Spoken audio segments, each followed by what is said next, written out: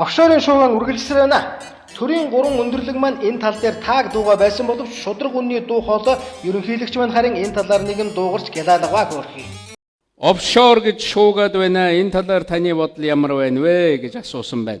Би зүгээр баяр цогтод нэг зүйл хэлж байгаа. Чи сонгуульд нэр дэвшгэ болоо. Чи хариуцлага хүлээх ёстой.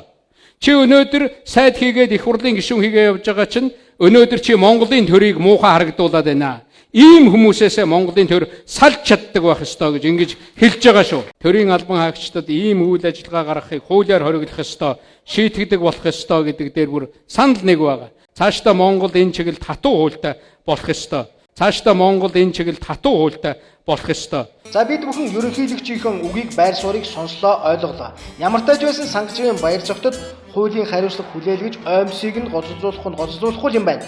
Чамаас болж Монголын төр муухай харагдаад байна гэж хэлэх нь хэлсэн гэж ойлгов. Монголын төр гэдэг нь махчилж ойлгол бараг элбэгдэрж ерөнхийлөгч маань өөрөө юм шүү.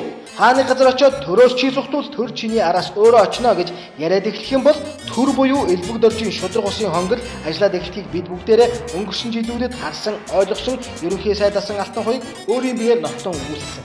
За тэгэхээр сангажийн баяр цогтын офшор данс нь Монголын төрийг буюу Монголын захиагийн элбэгдэржийг муухай харагдуулаад байгаа нь нээрээ үний юм.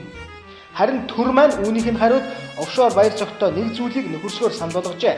Тэр нь шорон гяндан биш, харин улс төрд нэр дэвшээд хэрэггүй гэх нөхөрсөг сайхан зөвлөгөө. Харин Дархан Монгол ногооны гэдэл хэрүүн бис байгууллагын тэргүүн дааш авилгатай тэмцэх газарт хандан баяр цогтын асуудлаар шалгалт хийж байгаа шиг талаар лавлаж мэдээлэл хүссэн тухайд авилгатай тэмцэх газар нэгэн хариу өгчээ.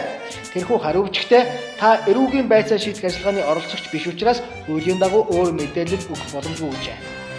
Одоо тэгээ цааш нь юу хэлэх вэ? Бүх зүйл ойлгомжтой байна.